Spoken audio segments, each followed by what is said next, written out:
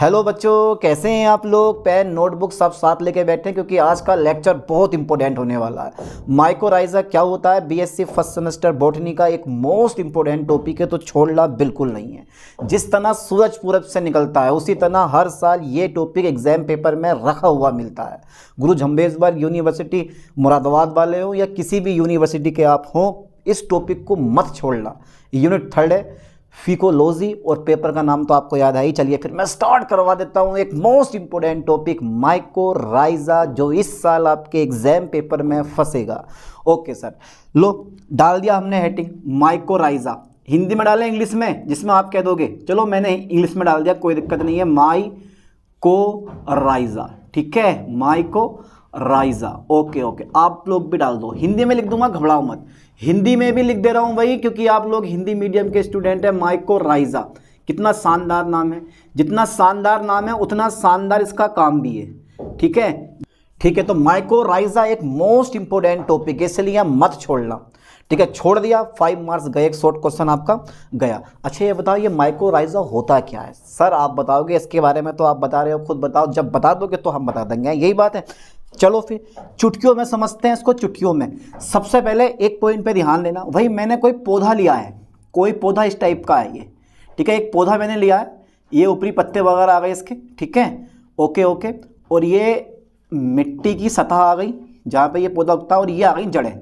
जड़ें पौधे के ऊपर होती हैं, नीचे होती हैं। अरे सर क्या बात कर रहे हो, तो ये हो गई पौधों की जड़ें। ठीक है, लाइन पे ध्यान देना। और जो ये कवक होता है ना, फंगस, वो कुछ इस तरह से इस पर लिपटा हुआ होता है।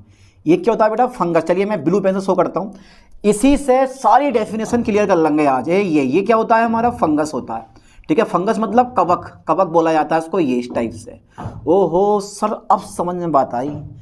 जो कवक होते हैं वो पौधों की जड़ों पे लिपटे हुए होते हैं, तो सर पौधों को नुकसान होता होगा? नहीं होता, दोनों को लाभ होता है। कवक और पौधों की जड़ों दोनों को लाभ होता है। ठीक है, ध्यान देना, कवक और पौधों की जड़ों दोनों को क्या होता है, लाभ होता है एक दूसरे से। ठीक है सर, ये बताओ माइकोराइजा क्या होता है। ये तो हम समझ गए, ये बताओ माइकोराइजा क्या होता है। तो ध्यान देना बेटा, ये जो होता है ना, ये है कवक और पौधों की जड़ों के बीच पाया जाने वाला सहजीवी संबंध होता है। अब सहजीवी संबंध में, ठीक है, 2 जीव होते हैं और दोनों को एक दूसरे से लाभ होता है। जैसे फॉर एग्जांपल भाई हमारे सिर में जूं है, लाभ किससे होगा? अरे यार हमारे नहीं, तुम्हारे भी हो सकती है, मेरे तो खैर नहीं है। अच्छा चलो मान लेते हैं कि भाई सिर में जूं है, तो जो सिर में जूं होती है, जूं को लाभ होगा तुम्हें घाटा होगा। लेकिन इसमें ऐसा नहीं होता है, इसमें ऐसा नहीं होता है। संबंध के दोनों जीवों को लाभ होता है। तो मैं एक लाइन लिखने वाला हूं कि ये जो होता है ना बेटा, ये जो होता है वो होता है, और जो होता है वो होता नहीं है। ये जो है ना, यह है कवक यानी कि फंगस। ठीक है, तथा पौधों की जड़ों, दिख रहा है ना साफ साफ एकदम सर, दिख रहा है, पौधों की जड़ों। ठीक है, पौधों की जड़ों के बीच पाया जाने वाला, पौधों की जड़ों के बीच, चलो ये कवक तथा पौधों की जड़ों के बीच क्या होता है बेटा, सहजीवी संबंध होता है। सहजीवी संबंध होता है। ठीक है, सहजीवी संबंध होता है। ओके सर, हमने मान लिया, आपने कहा हमने मान लिया, सहजीवी संबंध होता, मान ना लिया, होता ही है यार, होता ही है, सहजीवी संबंध होता है। ठीक है, यह कवक तथा यह पौधों की जड़ों, यह कवक तथा पौधों की जड़ों के बीच सहजीवी संबंध होता है। पहली लाइन। दूसरी लाइन, अब लाभ कैसे हो जाता है, देखो ये जितना भी कवक होता है ना, जो जितना भी कवक होता है, जो जड़ों के चारों ओर लिपटा हुआ है, जड़ों को घेरे हुआ है, चाहे अंदर से घेरे या बाहर से घेरे। ठीक है, या अंदर से घेरे या क्या करे, बाहर से घेरे, कहीं से भी घेर सकता। ये जो कवक होता है, ठीक है, जो कवक होता है वो भूमि से यानी कि मिट्टी से, मृदा से पोषक तत्वों को अवशोषित करके पौधों की जड़ों को देता है। अरे अरे भैया, ये तो हम पहली बार सुन रहे हैं। ऐसे सुनोगे, नए से नई चीज़ सुनोगे, अभी पढ़ी क्या है बेटा, नई से नई चीज़ सुनोगी। यानी कि जो कवक होता है ना, मेरी बात को ध्यान सुनना, जो कवक होता है, ठीक है, वो भूमि से पोषक तत्वों को अवशोषित करके पौधों की जड़ों को देता है। बदले में क्या लेता है कवक? बदले में भी तो कुछ लेगा, क्योंकि दोनों को लाभ होगा। बदले में क्या लेता है? भोजन प्राप्त करता है। ठीक है, भोजन प्राप्त करता है। यानी कि जो कवक है ना हमारा, ध्यान देना, ये जो हमारा कवक होता है, कवक, ठीक है, भूमि से, फोकस करें ध्यान से, कवक भूमि से, ठीक है, पोषक पदार्थों को, किसको बेटे? पोषक पदार्थों को, एक बार में समझ जाओगे। पोषक पदार्थ की जगह ना मैं तत्व लिखूंगा, पोषक तत्वों को, ठीक है, लाइन पे फोकस करें, पोषक तत्वों को, ठीक है, ठीक है, अवशोषित करके, क्या करके, अवशोषित करके, ठीक है, अवशोषित करके, ओके सर। यानी कि कवक भूमि से पोषक तत्वों को अवशोषित करके किसको देता है, ठीक है, पौधों को देता है या पौधों की जड़ों को देता है, बात तो वही है, पौधों को देता है, ठीक है। चलिए, पौधों को देता है, बदले में क्या लेता है यार, बदले में भी तो कुछ ना कुछ लेगा, बदले में, ठीक है, पौधों से भोजन प्राप्त करता है, बदले में पौधों से भोजन प्राप्त करता है, राइट, भोजन प्राप्त करता है, ठीक है, प्राप्त करता है। लो, हो गई लैंग्वेज कंप्लीट, हो गया माइकोराइजा कंप्लीट। अरे भैया अभी तो शुरुआत ही हुई है, अभी तो इसके यूज़ भी पढ़ रहे हैं, फ़ायदे भी पढ़ रहे हैं, सब कुछ पढ़ना है, घबराओ मत। लेकिन ज़्यादा मैं लिख पाऊंगा नहीं, लॉन्ग क्वेश्चन के हिसाब से नहीं, शॉर्ट में करवाऊंगा मैं। ना दिन होगा ना रात होगी जब आपसे हमारी मुलाकात होगी। अरे यार ये तो बड़ी खतरनाक शायरी होगी, ना दिन होगा ना रात होगी जब आपसे हमारी मुलाकात होगी, मतलब क्या है? ना दिन होगा ना रात होगी, कब होगी आप बताओ, आप बताओ। कवक भूमि से पोषक तत्वों को अवशोषित करके पौधों को देता है, बदले में पौधों से भोजन प्राप्त करता है, ठीक है। इसके बाद नेक्स्ट पॉइंट में लिखवाने वाला हूं टाइप्स ऑफ माइकोराइजा। बस बहुत है, इतना ही समझ गए होगे, इस चीज को करवाने की जरूरत नहीं है, ठीक है, करवाने की जरूरत नहीं है, आगे इतने समझ गए, कंप्लीट डेफिनेशन, ठीक है। अब माइकोराइजा दो प्रकार का होता है, डाल दो heading types of mycorrhiza, okay okay. चलिए सर, डाल दिया हमने टाइप्स ऑफ माइकोराइजा, माइकोराइजा। अरे यार ये वाला बनाओ, बाई बनाओ, बाई, ये वाला नहीं चाहिए भैया, आई नहीं चाहिए, माइकोराइजा, ठीक है, माइकोराइजा। ध्यान देना, स्पेलिंग मिस्टेक मत करना, वरना ऐसे करके घेरा बना के नंबर कट करके टीचर आगे चला जाएगा। स्पेलिंग उसी की लिख के आना, बढ़िया करके जिसकी आती हो, कभी ज़बरदस्ती। तो टाइप्स ऑफ माइकोराइजा तो दो प्रकार का होता है। कितने प्रकार का होता है बेटा माइकोराइजा? दो प्रकार का, ठीक है, दो प्रकार का होता है। कौन कौन सा होता है? दो प्रकार का होता तो है सर, पर होता कौन कौन सा है? बहुत बढ़िया होता है, बहुत शानदार होता है। एक होता है एक्टो, एक होता है endo. Ecto mycorrhiza, ecto mycorrhiza, mycorrhiza, ठीक है बेटा, एक्टो माइकोराइजा, ठीक है सर। एक्टो माइकोराइजा ये क्या होता है सर? का होता है ये सर, का होता है, मैं बताऊं। देखो दो प्रकार के होते हैं, एक एक्टो और एक एंडो माइकोराइजा। एक्टो क्या होता है मुझे पता नहीं है, एक्टो क्या होता है सर? एक्टो बताओ। एक्टो माइकोराइजा, देखो ध्यान से देखना, इसमें जो कवक होता है वो पौधों की जड़ों को बाहर से घेरता है। पौधों की जड़ों को क्या करता है? बाहर से घेरता है। अरे यार, एक्टो माइकोराइजा में जो कवक होते हैं वो पौधों की जड़ों को बाहर से घेरते हैं। हाँ, बाहर से घेरता है, सिंपल सी बात है। फिर पोषक तत्वों का आदान प्रदान करता है। पोषक तत्वों का क्या करता है? आदान प्रदान करता है, यानी कि पोषक तत्वों को पौधों की जड़ों को देता है और उससे भोजन प्राप्त करता है, ठीक है। यही तो करेगा और क्या करेगा?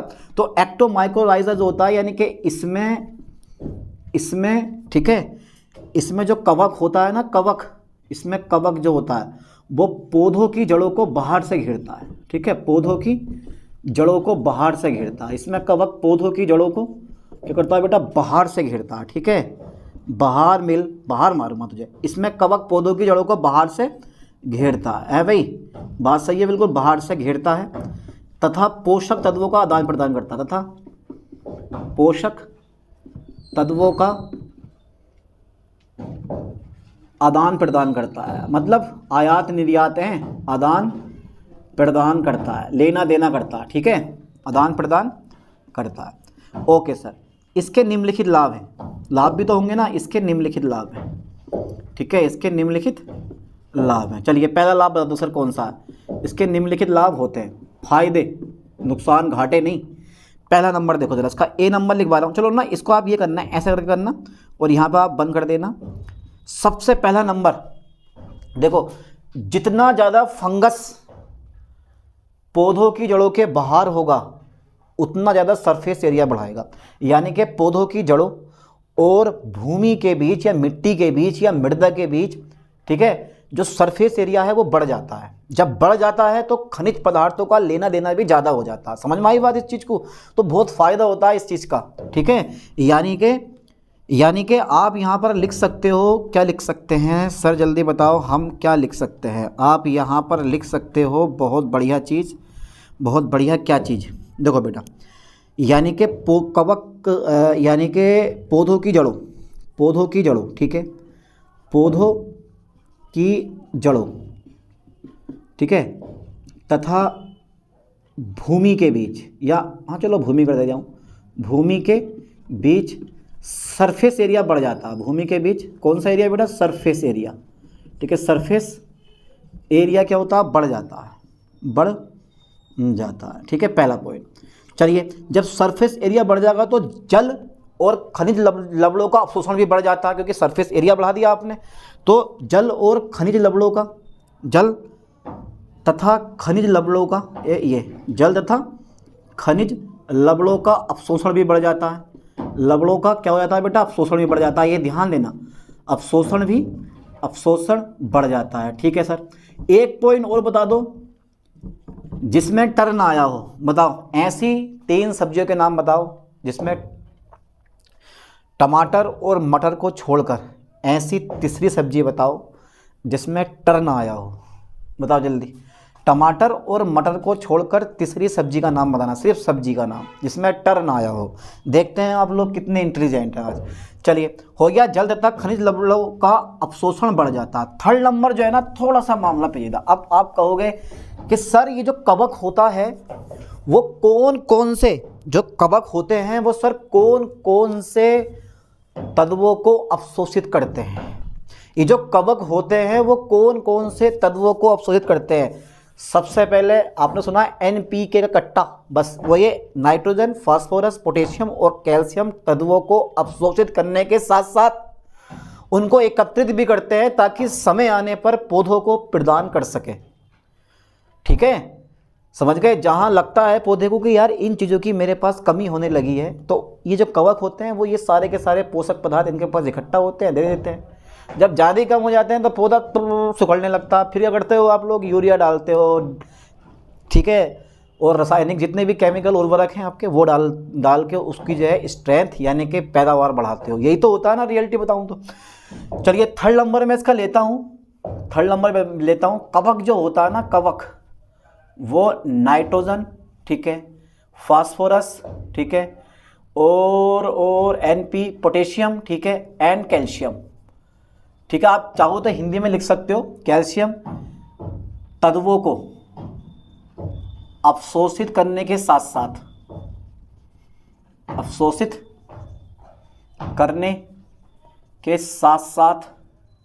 ठीक है, अवशोषित करने के साथ साथ एकत्रित भी करता है, ठीक है। चलिए, ओके। फोर्थ नंबर चलो छोड़ो, अब तो पहला हो गया हमारा एक्टो माइकोराइजा, और दूसरा नंबर जो आता है ना हमारा वो आता है कौन सा वाला? एंडो माइकोराइजा, ठीक है बेटा, एंडो माइकोराइजा, ठीक है, राहीजा, एंडो माइकोराइजा। अब ये सर एंडो माइकोराइजा क्या होता है यार? एंडो माइकोराइजा, एंडो मतलब अंदर, यानी कि इसमें कवक पौधों की जड़ों के अंदर प्रवेश करता है और पोषक तत्वों का आदान प्रदान करता है, समझ गए। इसमें कवक, एंडो का मतलब ही अंदर होता है। कहना रहा हूँ शॉर्ट क्वेश्चन है, शॉर्ट क्वेश्चन पक्का आपके एग्जाम पेपर में फंसता है, और 100% एक क्वेश्चन ये माइकोराइजा रखा हुआ मिलेगा बॉटनी में, जिनका पेपर आने वाला है इस समय, ठीक है। तो एंडो माइकोराइजा ध्यान देना, ये क्या होता है? इसमें जो कवक होता है वो पौधों की जड़ों के अंदर प्रवेश कर जाता है, इतना समझ जाना, ठीक है। इसमें जो माइकोराइजा होता है, फोकस करें ठीक से, इसमें माइकोराइजा यानी कि इसमें कवक जो होता है वो इसमें कवक जो होता है पौधों की जड़ों के अंदर प्रवेश कर जाता है, पौधों की जड़ों, ठीक है, के अंदर, पौधों की जड़ों के अंदर क्या कर जाता है बेटा? प्रवेश कर जाता है, पौधों की जड़ों के अंदर प्रवेश कर जाता है, ठीक है। चलिए, पौधों की जड़ों के अंदर प्रवेश कर जाता है, ध्यान लगाओ बेटा, ठीक है, और पोषक तत्वों का आदान प्रदान करता है, और पोषक तत्वों का, ठीक है, पोषक तत्वों का, oh my god, oh no, पोषक तत्वों का आदान प्रदान करता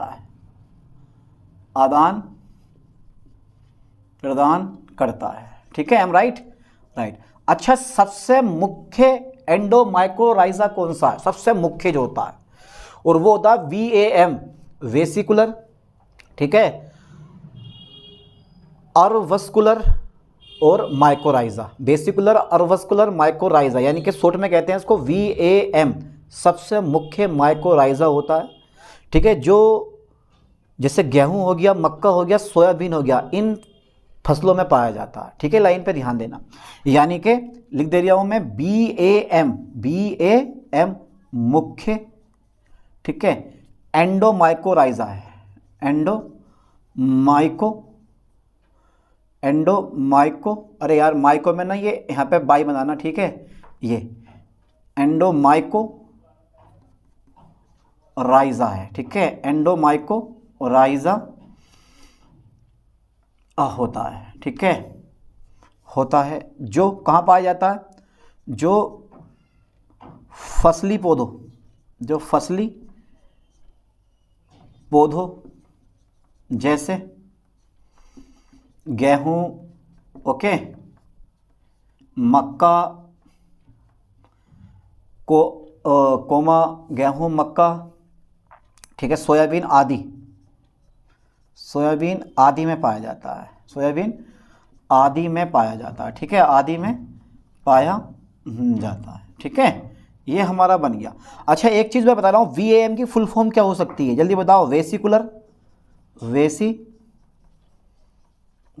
ठीक है,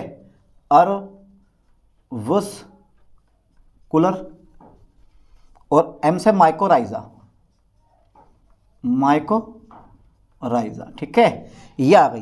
तो ये ध्यान देना, इसकी फुल फॉर्म हमारी ये हो गई। घासों में भी पाया जाता है, ये वाला जो घास होती है ना, उनमें भी इस टाइप का संबंध पाया जाता है। ये मत सोचना कि फसली पौधे में पाया जाता है। फुल फॉर्म लिख के आओ, पूरे नंबर मिलेंगे आपको, ठीक है, बढ़िया करके ब्रैकेट के अंदर फुल फॉर्म लिख देना कि BAM की फुल फॉर्म वेसिकुलर अर्वस्कुलर माइकोराइजा होती है, वेसिकुलर अर्वस्कुलर माइकोराइजा होती है। शॉर्ट क्वेश्चन हमारा पक्का हो गया, ठीक है, शॉर्ट क्वेश्चन हमारा पक्का हो गया। और लॉन्ग क्वेश्चन हमेशा पढ़े हुए आते हैं बच्चों के, बट शॉर्ट क्वेश्चन थोड़े ना के बराबर आते हैं। पर mycorrhiza is a very very important, इस साल के लिए सबसे ज़्यादा मोस्टली इंपॉर्टेंट है, इसलिए इसको तो छोड़ना ही मत बिल्कुल भी। यूनिट 3 का फिकोलॉजी का मोस्ट इंपॉर्टेंट टॉपिक है। चलिए मिलते हैं नेक्स्ट टॉपिक के साथ नेक्स्ट वीडियो में। थैंक्स।